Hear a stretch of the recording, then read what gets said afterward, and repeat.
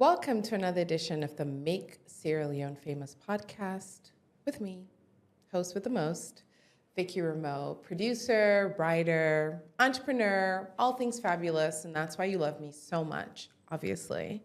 On today's edition of the podcast, I'm going to say some things that might make a lot of people upset, but that's why we're here, to shake the tables, get you thinking, get you talking. Now, from time memorial, when me small na this country, Salon don't they put beaucoup money on football business. In fact, the government support of football is so disproportionate, meaning unequal, where it compared to other sports, and that if you compare all the other sports that waiting government they put on them, you put waiting government they put on football every year or every season, all the other one then the money, not they reach half of what they spend on football. Now, I understand that football, or soccer as the Americans say, is the world's favorite pastime, or it's the greatest sport in the world, whatever. We know we have the Champions League. Like, there's so much, like, football is big business.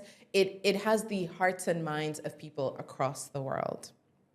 However, if, then can say this thing, like what then can say insanity is doing the same thing over and over again and expecting the same results. Today's show, the question that I'm posing to my guest is, should we divest from football? Should we divest from football and put our resources in other places if the football community or the sport itself does not yield the kind of returns that it yields elsewhere?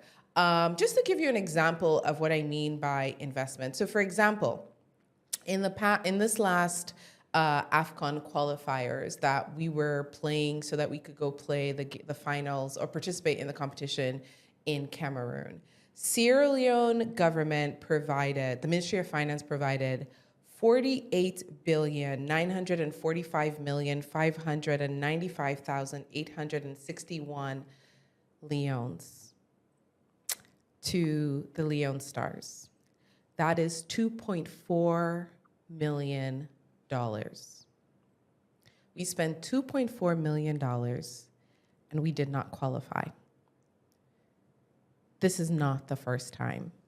In the last 26 or 25 years, we have qualified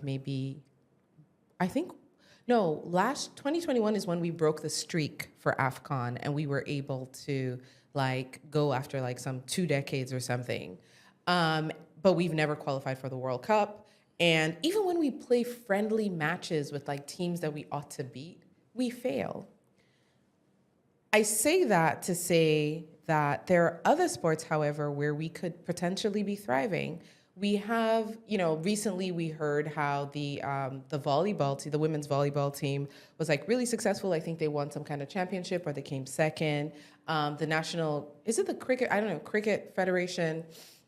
They win all the time. I know they maybe are not be top in Africa, but they're in the top teams for cricket. They win consistently, they're thriving, they're growing.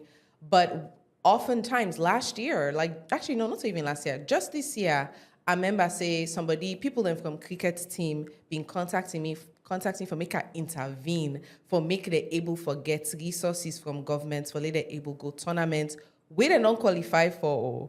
And the resources just weren't available. So today in the studio, I have 3 athletes, sports enthusiasts to talk about their particular sports, the opportunities they have, the kind of support they get, and for me to really understand their point of view when it comes to making sure that we have a more balanced investment in the growth of sports development. My first guest today is Edward George Ngegba, the national cricket team's captain and former under-19 national cricket team captain, the current national team captain and the former under-19 national cricket team captain. He was the captain for the under-19 team from 2016 to 2020. He is currently the captain of the Midwest Cricket Club, and apart from that, he's also a second-year student at the University of Sierra Leone for Bay College studying information studies. Welcome to the show, Edward Ngegba. Edward George Ngegba. Thank you very much. You're welcome.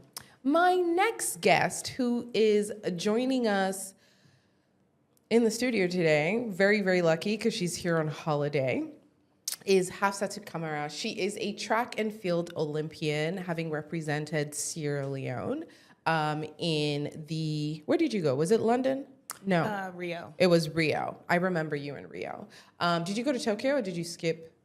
Not Tokyo. Okay. Yeah, Maggie Berry. Yeah, went to Tokyo. Maggie. That's true. Maggie went to Tokyo. She has a she's the brand manager for Highlight Her. I'm sorry, guys. The coffee is not coffeeing, and I'm on my second cup, so please excuse me. I'm going to start that over. So Hafsa is a track and field Olympian representing Sierra Leone in Rio, and she's the brand manager of Highlight Her, a women's sports culture platform powered by the Bleacher Report and House of Highlights. She's the first woman athlete chairperson of the Sierra Leone National Olympic Committee, and she has implemented programs in Sierra Leone that focus on girls' sports development, mental and physical health awareness for women, and mentorship for youth. She is on a journey to compete to represent Sierra Leone again this summer.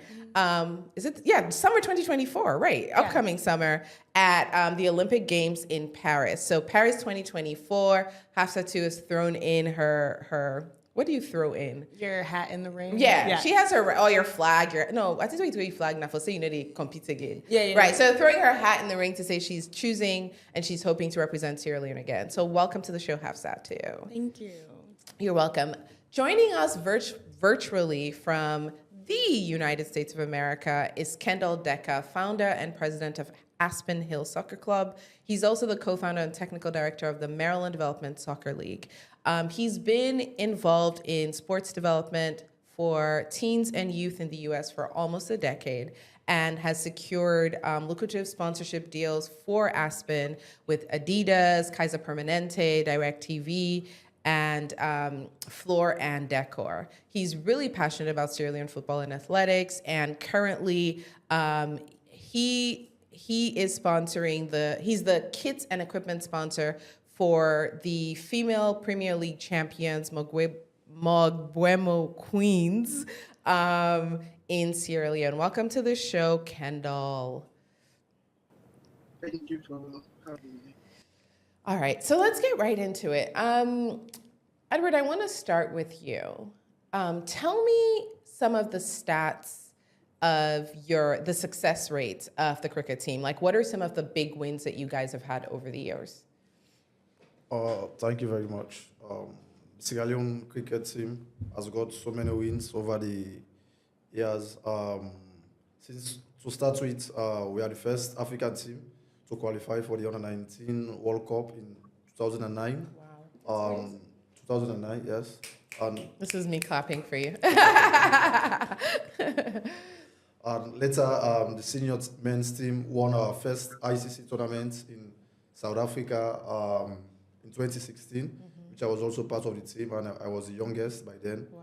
And that was my first international tournament.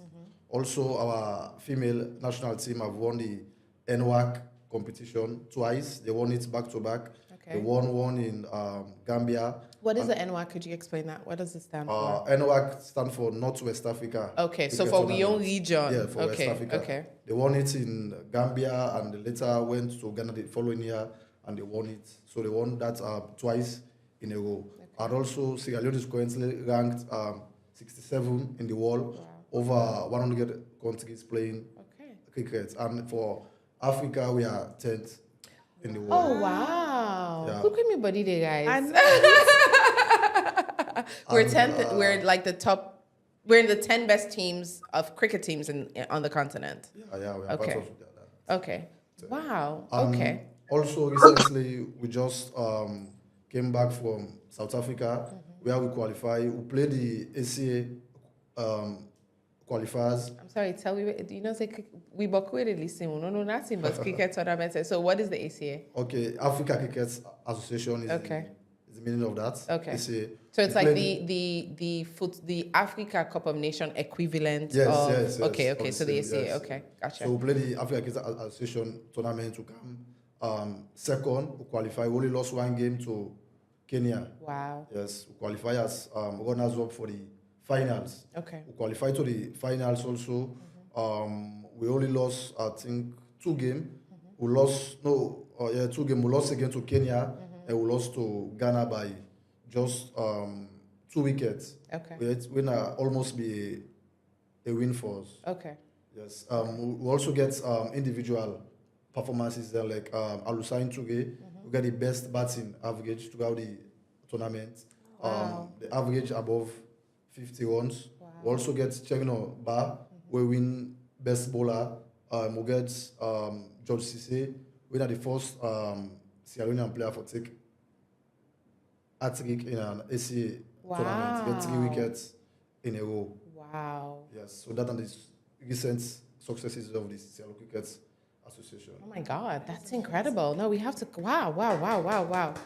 Okay, so Hafsa, too, you know, born in the U.S., growing up in the U.S., you had the opportunity to potentially compete for U.S. athletics, right? Obviously, it would have probably been the easier decision to make and the path of less struggle. Why did you choose to represent Sierra Leone and to run for Sierra Leone? I think this is a question that I get asked just about every. We have to ask every you season. because you could have been doing it non-suffering.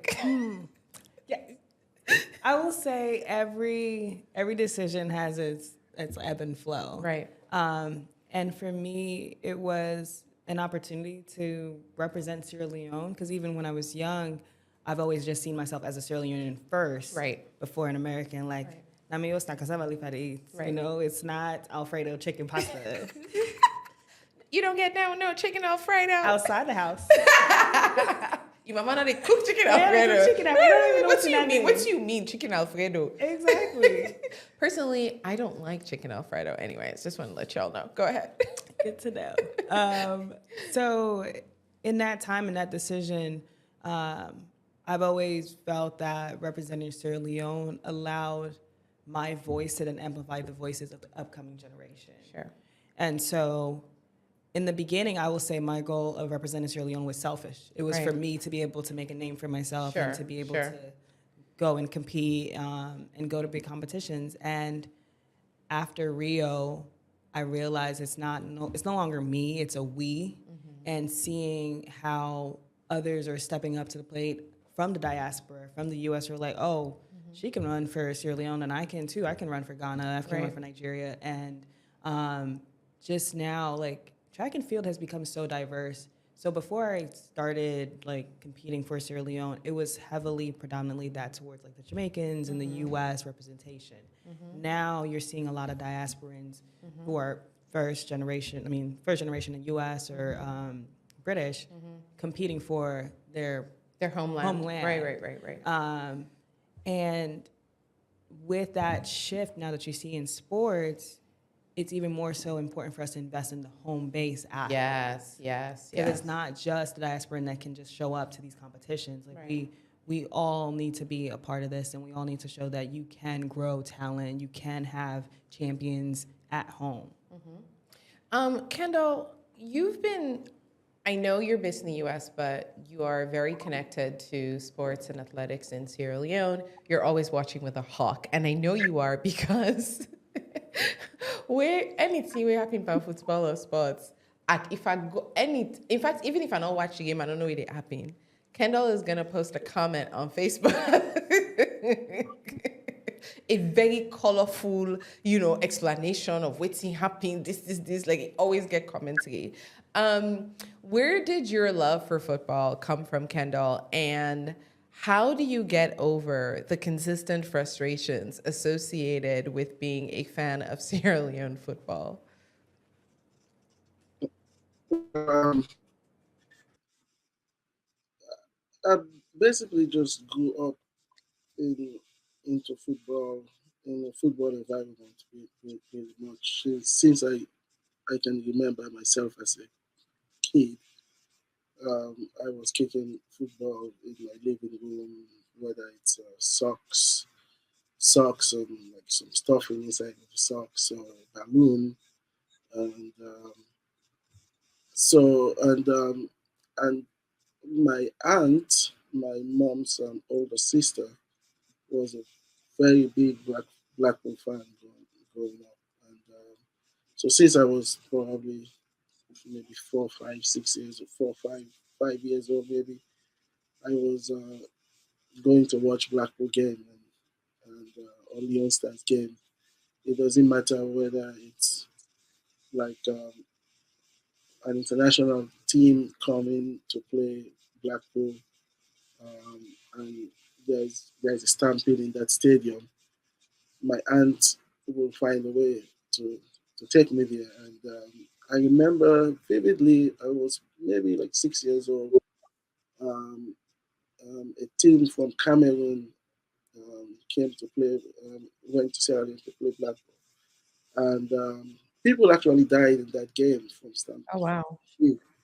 And we were walking down Salvage Street, me and my younger cousin, who's my aunt's son, and a couple of male family friends and my aunt. And people were saying, "Oh, una que mind though, una don't protect the picking them that game there." That game." Somehow we went to the game maybe like 8 hours before the game started, and we were, we, we, we, we were able to get it. And there were other games like that as well. So I just pretty much grew up in a football environment, and that's my mom's sister. So on my dad's side, um, my dad played professional football for Edwards and I did not know that. So you Papana. Okay. Okay. It's in the family. yes, yes, yeah, very, very much. So my aunt to my mom's side got me to love Blackpool. But whenever I go to my grandmother's house, to my grandparents' house, um, my paternal grandparents' house, um, soccer is there as well because my uncle, my dad's younger brother, my dad played professional soccer, but my dad came to the US before I was born. So I didn't really grow up with my dad. But my dad's younger brother um, also played professional soccer, and he actually had a longer soccer career than Okay. my dad. He also played for Edwards, and he was actually one of like the first coach of like the likes of Mohamed Kalon that Okay. at Edwards. So Okay. there was always soccer ball in my uncle's house, and Mhm. so I just grew up into soccer pretty much. It's part of my it's in my Gotcha. blood. Um, Edward, I want to ask you about, even though you guys have this like amazing track record in cricket, um, what are some of the conditions in which you have to play, or some of the existing challenges that you find the Cricket Association or the cricket team is having to deal with all the time that don't make sense to you, right? What are some of the things that you're just like, I can't believe that this is happening again? What are some of the situations that the team have found themselves in because of a lack of financial resources or corporate support? Oh, well, to start with, since I was born, I've never played in a grass pitch in Sierra Leone. They said there was a pitch before we came to the game, but since I was born, I've never seen a grass pitch here, and that's one of the major factors which has been affecting our performance in international tournaments because back home we practice on stones, on sand field. Then when we go out there, we play on grass Gas. pitches and also Okay. play on turf. Back home, we Okay. don't have turf pitches. We Okay. have concrete Okay. pitches. I think that is one of the key reasons You play cricket on concrete? on concrete. Yeah, we play it on concrete. Yeah. So that's one of the major reasons which has been affecting us. Wow. Secondly, kids to have equipment to play the sport is it's not easy. Lucky for me, I am an ambassador for Puma Cricket in Okay. India. Okay. So you're okay.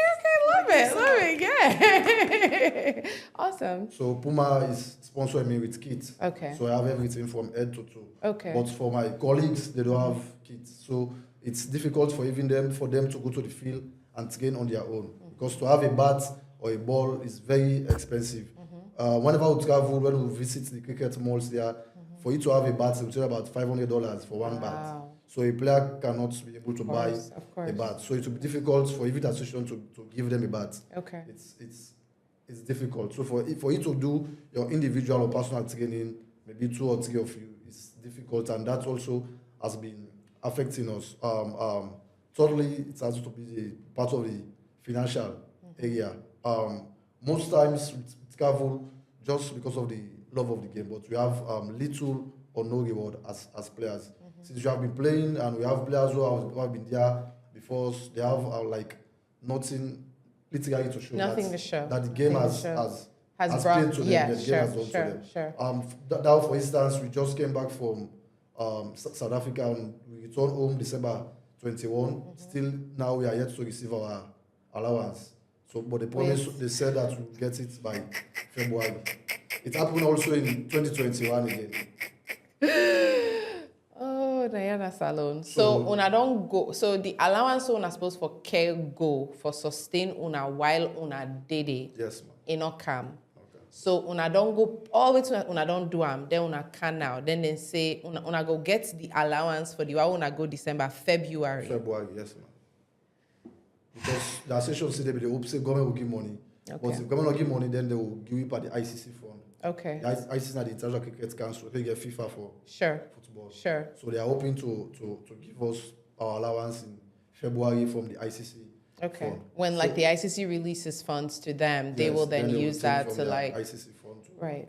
to give us our allowance. So those are the challenges we have been facing over the years, and those are some of the things that are putting us behind not to do well some of the times at international tournaments. And also for us to have a cricket team without having our players being exposed to other international tournaments, like have our players playing in South Africa leagues or playing in Zimbabwe. Okay, like being like how you go say you sign contracts with other Yes, teams, with then other you teams. put you okay, Yes, okay, because okay. other countries have those types of Of teams. course. Like Nigeria, they'll send their players in South Africa for training for like 2 months, 3 Okay. months. Okay. So that's has been helping them. So for Sierra Leone, we have not yet get that type of opportunity. I think I was only the one that has benefited from that, but I got that through scholarship because of my performance. Okay. ICC gave me a scholarship to go to South Africa for 1 month and train there. Nice. I played some matches there, then I returned Came home. back. But if we have a team that will sign some of the players here, I think that will be a good boost for the national side and the under-19 side. How does it make you feel, as talented as you are, as committed as you are to the game? How does it make you feel that year in and year out, the resources are just not available for you and your teammates to be able to have the best so you can then be the best? How does that make you feel? Well, it has not been easy. We have been playing the game just because of the love that we have for the game and for the country. But honestly, sometimes it's discouraging for us because we'll be playing for the whole year and we have nothing to show about. Even our domestic leagues, we have no financial benefit there. There's nothing. a domestic cricket league? Yeah, we have a domestic league. I did not know that. We have it. We play normally at Police Field and the Prince of Wales Cricket Field. Okay. Yeah, Okay. sometimes we go to Bo. Okay. So we go there. So it has not been easy for us over the years. So, but we have been playing it for the love, because of the love we have for the game and for the sport. Right. But there is nothing good to talk Right. about on that. So if you guys are successful, it's because it's in spite of, not because of support. Yeah. Or it's like in spite of a lack of In spite of support, you're everything, still yeah, you're still there. doing our best. I was like, you're an Olympian, right? And you know, the thing about track and field is that it's a very individual, you know what I mean, like personal, the training, et cetera, but you also still need resources, right? And whenever I see, like when I see Jamaica, or I see the US, or I see, you know, when, you know, because it's not just that one person, there's so many different competitions, they're like team sports, et cetera, it always seems like, yes, it's about the person's speed, but to represent a nation, you need a team of people, right? All man, somebody go do, you know, 100 meters, 200 meters, like all man gets in strength, right?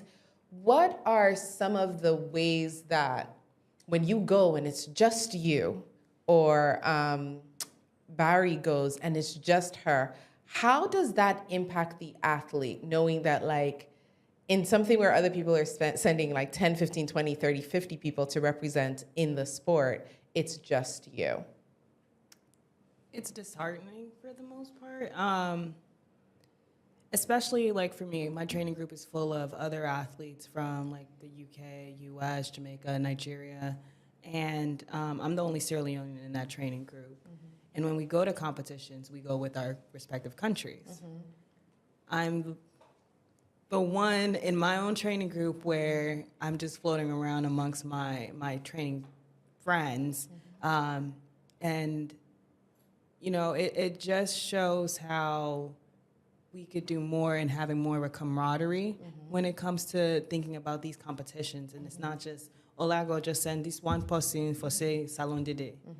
But no, like, how are we showing up? How are we participating? How are we bringing that aspect of pride and showing that, you know, I've never ran a relay for Sierra Leone since I've been competing for Sierra Leone. Because we've never sent people to we don't send a team to do a relay.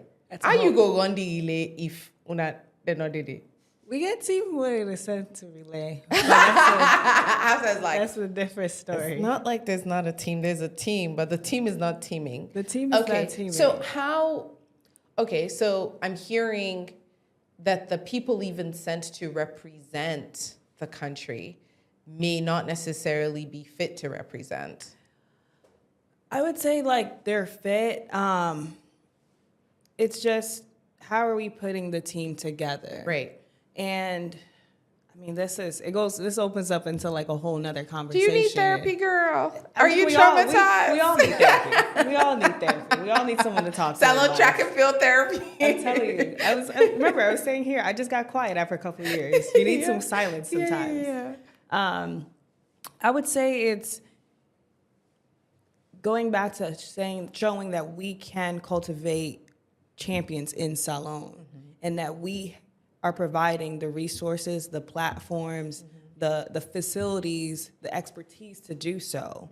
So we can't necessarily expect our athletes who are home based to feel as if they can go get a gold medal and say, oh, go to Olympics, go bring me back gold medal, go not and make the platform, when they have nothing that they can actually use, no tools to actually get to those levels. Like, it takes a lot of dedication. It's more than just going out and training. Sure. Like right now that the National Stadium is closed for construction, there's nowhere for people to even run and train. Like, I haven't been able to run, not even on a grass field as we're talking about cricket.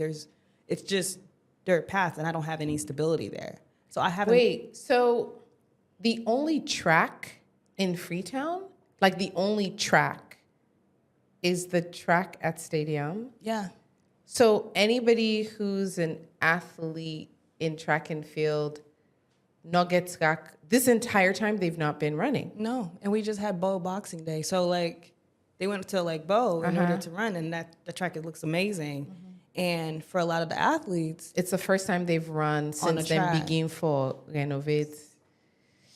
And having conversation with the home-based athletes, in that there's few competitions out there domestically for them to compete in. And that's where I'm fortunate enough, being in the U.S., there's a track meet every day once track season starts. Right. So imagine you're preparing to go for a championship. No, you're not preparing.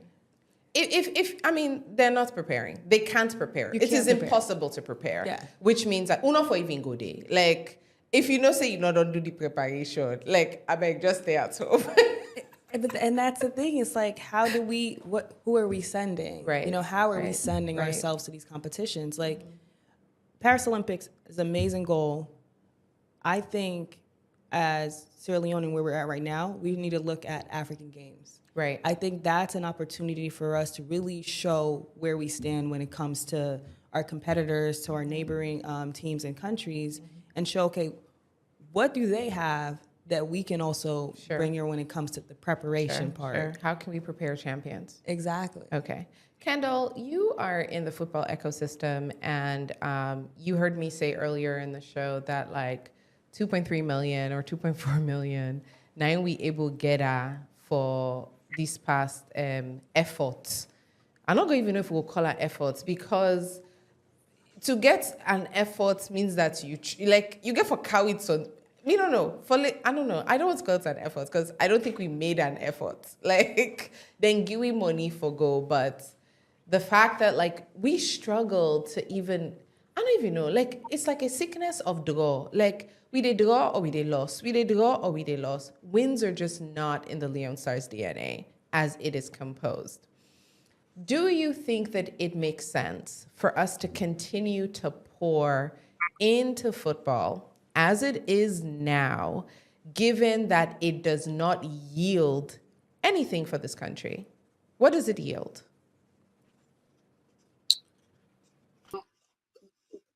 From my point of view, well, obviously, the amount of money spent on football compared to other sports, the difference is huge.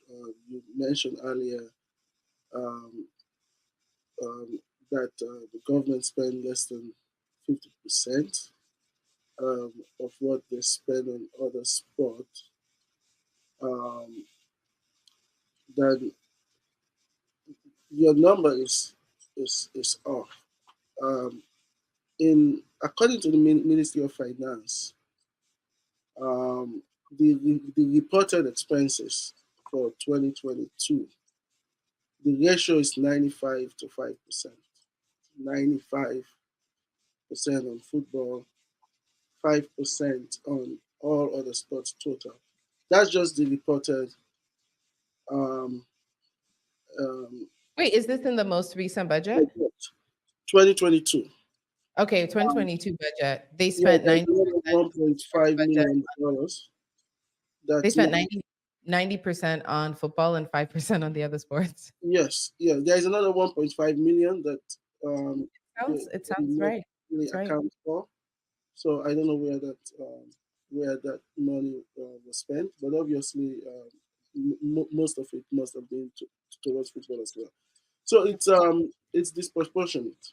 Mhm. However, the from from my point of view, the priority is misplaced. It's not about spending a lot of money on one spot.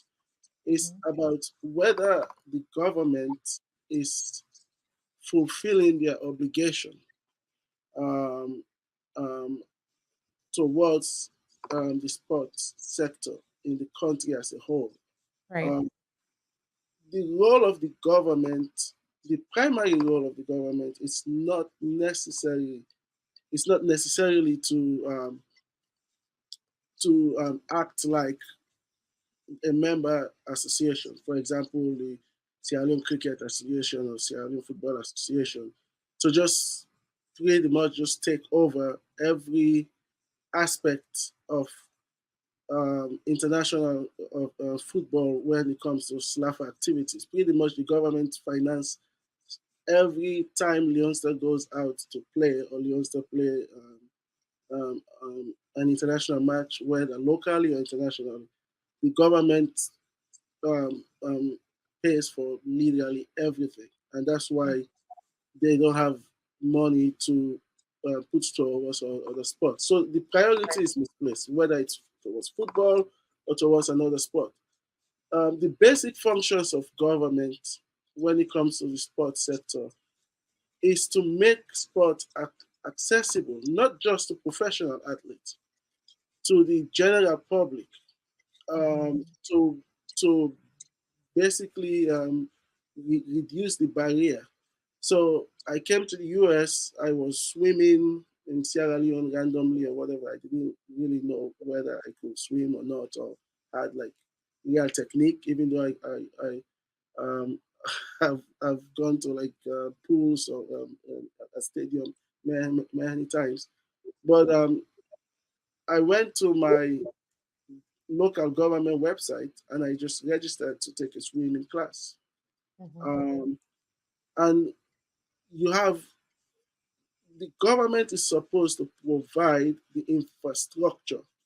Right. The government is, those are the basic functions of government. The government is supposed to provide the sport infrastructure, access to sport, Right. um, um, for for everyone, whether you're a professional athlete or you just you're an amateur athlete or Like you a young just child. Right. and we're they're failing to do that, unfortunately. Yeah. No, no, I think you're definitely right. I feel like taking a step back from football specifically and looking at sports, right, and athletics in the country, there was a time even when I think back in like I don't know, like thinking about like primary school in Sierra Leone, I remember there our primary school, private primary school, we used to actually have sports day at the national stadium. And then there was inter-secondary school sports, right? Where all the secondary schools will compete in track and field. And there were like different levels. So it wasn't even necessarily like national athletics, right? It was even at the like as a young person, you were participating in at least track and field, right? Everybody was doing like sports day. And I don't know if it's the war, like, because again, Sierra Leone, we always kind of come back at like, where did things stop and the lack, where did things break down? I don't know if like, I'm sure the war has a big part to play with that. And you had lots of athletes also who had kind of come out of that system. They can't continue with their development, right? Because you have 10 years of no kind of constructive like programming around sports, et cetera, et cetera. But I think that like 21, 22 years after the end of the war is more than enough time for us to have gone back to the drawing board to say, hey, how do we bring sports back into children's lives? And as I say that, my mind immediately goes to like the recent upsurge of like drug addiction in Sierra Leone and thinking about the upsurge of alcoholism in Sierra Leone and the dependence on like all these like special aphrodisiac drinks. Like there's just this like the youth culture in Sierra Leone, we're used to be around like who that in school get the fastest to go on Monday, and then kind of thing, and they or competing for like intellect or theater. I remember also when we were younger, like there was more of a commitment to get us to participate in like arts and drama. Again, at the school level, there was this like inter-secondary school competitions, right? That all of us, we were having the sports, we were having drama. And so it was just a richer life for young people. You had more access to things. And now when I think of Sierra Leone, it's like things are maybe still there in policy, but when it comes to implementation, they're just not there. What I do see happening a lot is like individuals who have an interest. Maybe I'm not an athlete, but I know, for example, for cricket teams, a couple years ago, Mercury was sponsoring you guys and supporting you guys. That's because, the MD, Martin, is a big fan of cricket, right? So personally, he like cricket. So it's like, okay, we company go sponsor It was a cricket. former vice. Okay, Former vice there chairman. you go. So, and that's what happens, right? Birth. So, we presidents come, I've been presidents, even they play what's that Squash. game? Even they play Squash. squash. So any side you turn out, then company them may sponsor squash tournaments. So squash then became this thing that people were trying to pick up, right? But on a holistic level, I don't think that there is an agenda to really, really bring sports and make it more accessible to young people. To your point, Kendall, what has being even regardless of the difficulties that you find, Edward, in the game or trying to be a cricketer, what are some of the like gifts or rewards that you feel, either like personal development reward, or what are some of like the things that you're getting back as a young person in Sierra Leone from sports, from participating and representing your country, from having this game that you love, that you're doing, that you're committed to? How is that improving or making your life better? Well, I think the biggest reward I've got is the one from Puma. Oh, you mean? Yes, it's sponsorship for Puma. Yeah, I know, that's right. Okay. Secondly, Is that a financial reward? No, they Oh, also just like in support terms of me support equipment. it to the game. Yes. Okay. Secondly, I can say the recognition. Okay. Yeah, because everywhere I go now, people know me as a cricketer, as a national captain. I think I have won the NIE award. That's also the recognition. People also recognize me for that, as I've won it back to back. I won it 2020 and 2021. I think that's the only thing that I've got over the years. But on a personal level, though, what does having these recognitions do for your sense of identity, your sense of self, your self-esteem? How does it make you feel about yourself? Well, it makes me feel good about myself, that I am doing well as a young man, for myself, for my country, and for my family also, to make the name proud. But apart from that, there is nothing more. Okay. Hafsa, we are, track and field are not they're not the only sport for the Olympics. Like, there's so many other things that we could be participating. What do you think Sierra Leone stands to gain, right? If we were to get our act together, if we were to really get our act together, when you think about what being an Olympian has done for you on a personal level, for your either personal or professional development, if we were to get our act together, what do you think the impact? How do you think that would impact young people in Sierra Leone who would have an opportunity to have the same kind of experiences you've had as an Olympian? If it wasn't just you, or what's Barry's first name? Maggie Barry. If we were sending teams and like really investing in our young people to access these international competitions, what do you think that would do for the psychology, the mental health, the wellness, just like for young people in general in Sierra Leone? What do you think, what has sports done for you? I would say, from what it's done for me and what I see it could do for our young people in Sierra Leone, is instill hope. And another word I say is pride. And showing that, so as you were talking about, like, at a young age, you competed at like the sports day and everything like that. So my first time running track was in Sierra Leone at the National Stadium Boxing Day, when they used to have the young kids run. And I never remembered that until I saw a photo of myself in the orange ribbon with the orange shirt. Were you Orange House too? Yes, I was orange. Oh my God, girl, me too. Yes. What school did you go to? Meriwether. Get out of here. Yes. I was Orange House at Meriwether too. Kendall, didn't you go to Meriwether? Yeah, I was Purple. Oh, wow, look at this. I know I was in Purple House though. I think it was Flamingo.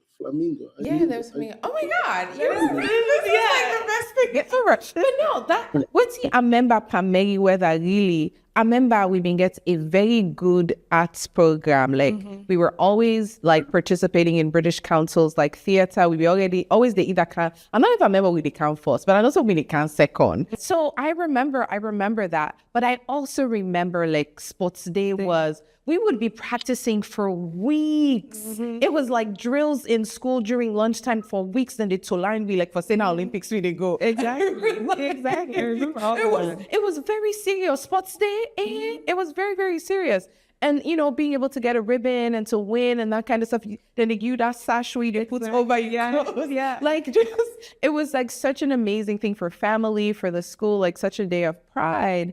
And so, like, yeah, I never forgot that. Like, when I think of my childhood in Sierra Leone, those are the things I think about. And it's why when I got to the US and people were always expecting that I would have some kind of like negative feeling as like being from Africa, being from Sierra Leone, that I was always like, well, I don't be no saying that poor country I come out, because I had like a good life, right? Exactly. Because those are the kinds of things that I remembered.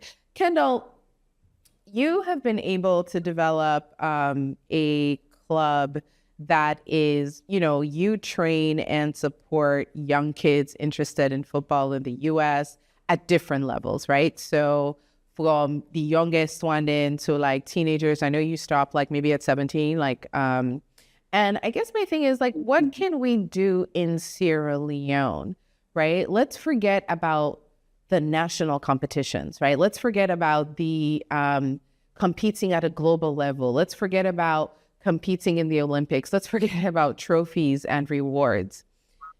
What can we do here locally to start making sports more accessible to young people in the same way that you've been able to create the club that you have and to really just make sports the kind of thing that isn't a luxury, but like, part of everyday life? How can we start going back to a time where sports was something that people, children could access? Well, first, we need as a government, we need a sport policy. We need a we need to have a vision. Well, not a sports policy. I'm sure we do.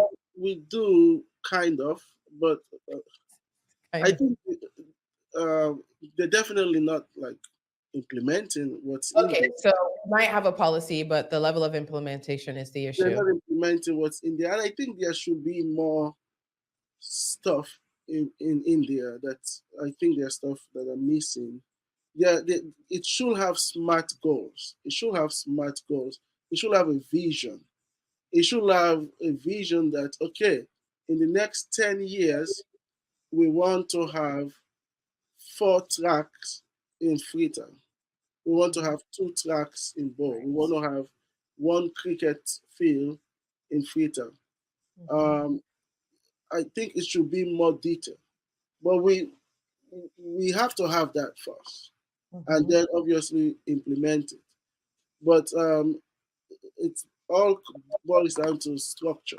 Right. Sport should be structured, and it should start from the grassroots.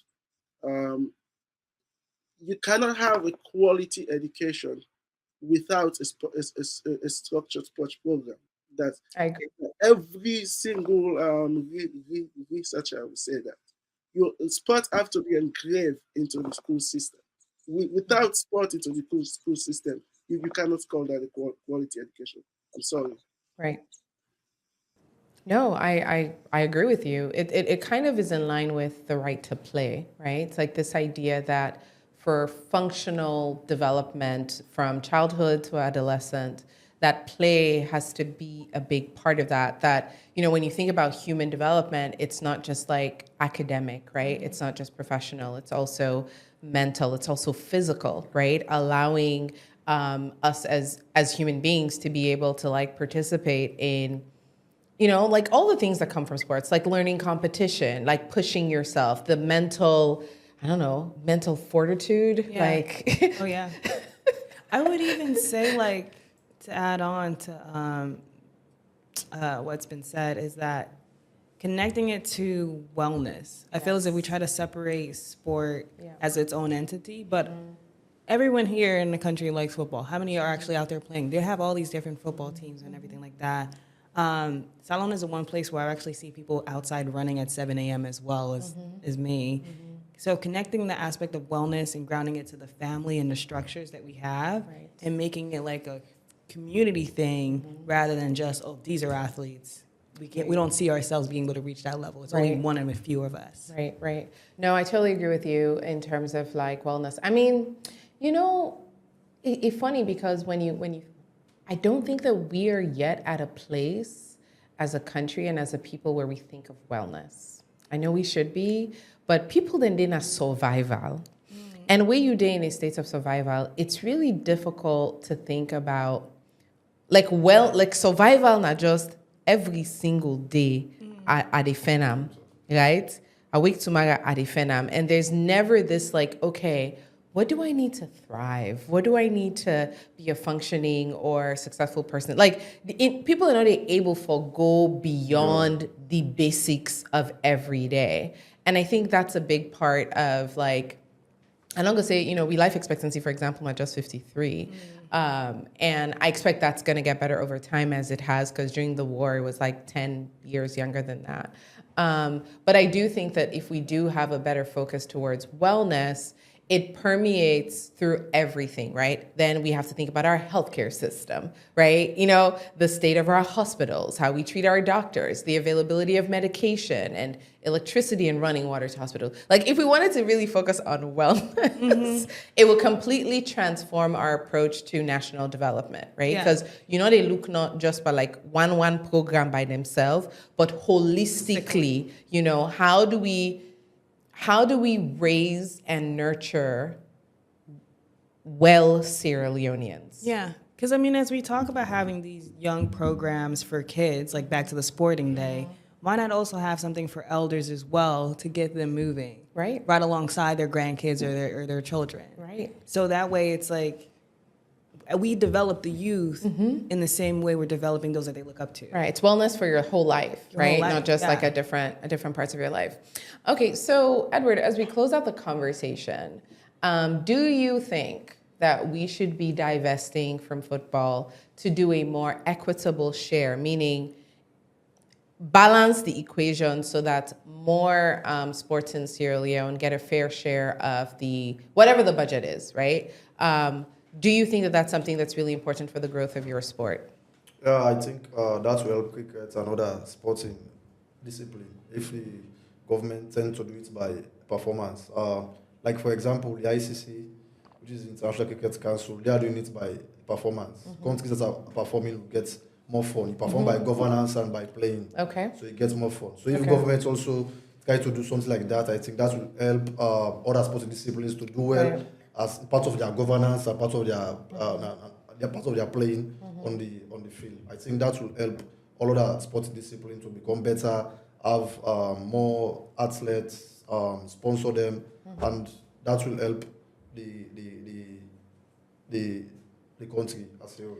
Kendall, you've been able, I know the American market is a completely different one from our market here. And when I say market, I mean like, the business community and the opportunity to work with brands and secure deals. But for people who are in sporting disciplines that may not necessarily get all the government's, doesn't have the government's eye or attention or or money in the way that football does, what can people who are running these sports organizations, what can they think of doing differently to like attract alternative funding? Like, where else is there money in the sports ecosystem that maybe people are not looking at or not preparing themselves to receive that you think is out there, not just for football, but for any other sport?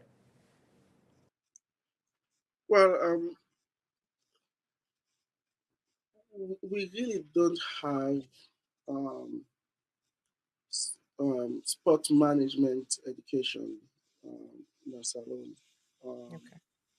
So you have people that are running a lot of this member association that does not really have the skill set to to um, to basically run a sport association.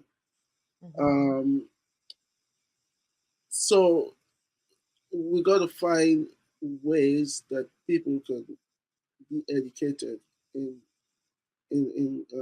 how to run a sport organization.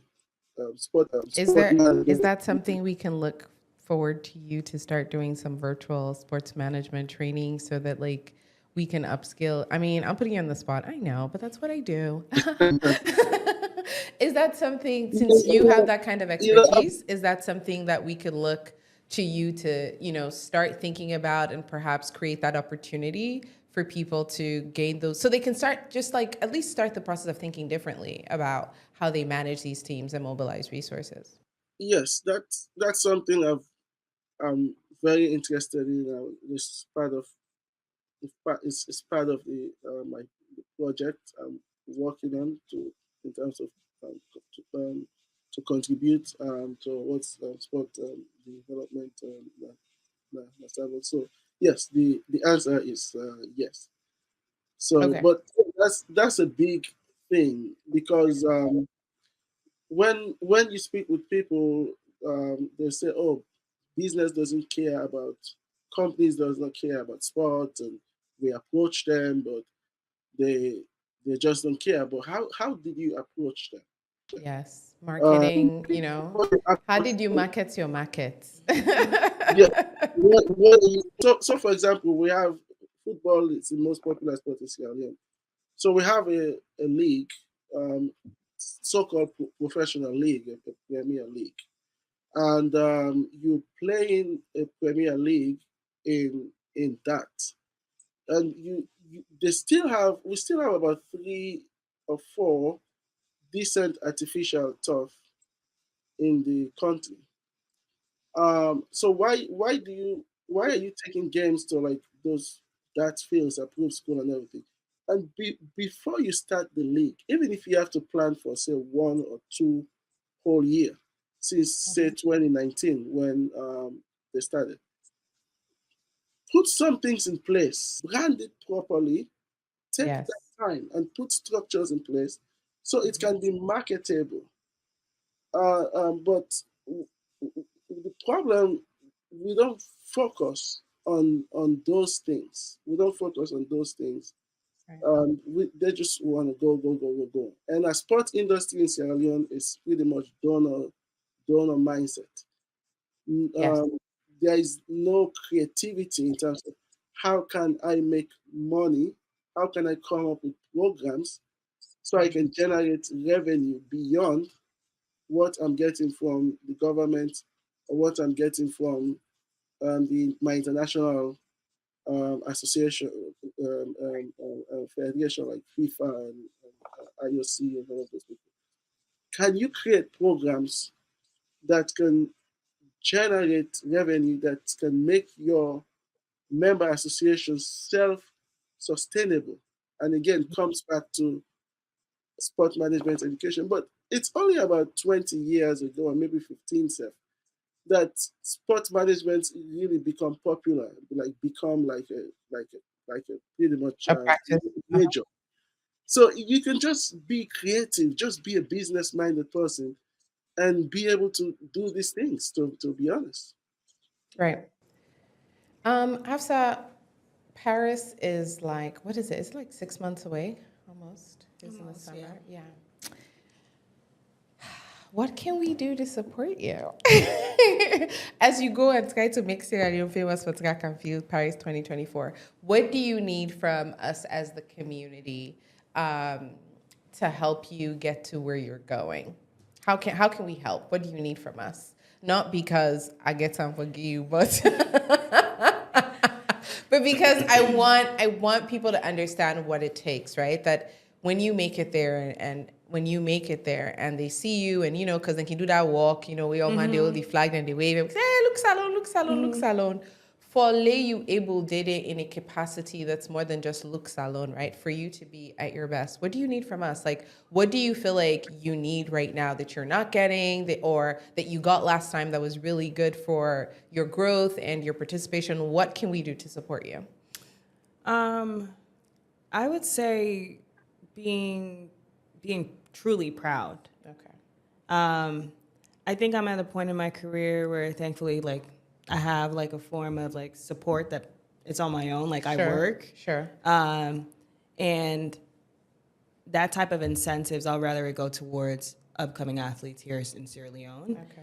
For me, in my pursuit right now, it would be to be truly proud, regardless of the outcome, because of the path and the journey that I'm taking. So when I'm, sharing my story, those who are saying we're proud of you, like, thank you, like that to me is what pushes me forward. That's what sets the fire. Because for Saloma, for be thankful, wow,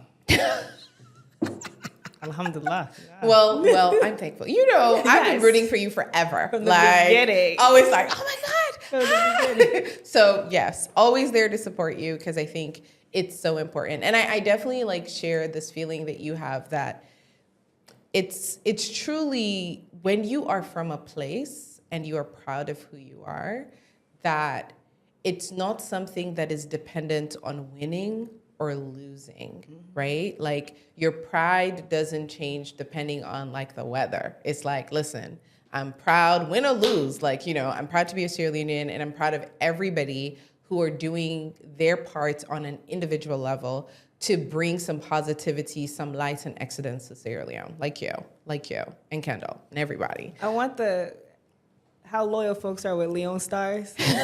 Yeah, they're not loyal with Leon Stars. Oh, Leon Stars na mami. Hey, people that not call that nipa yourself. You know, once Leon's. The only reason what thing you they misconstrue as loyalty, just people that like football, people that loyal to football. The football. Not to Leon Stars, my sister. Yeah, You're right. The loyalty to football. You don't want ask Kamara. Let me tell you.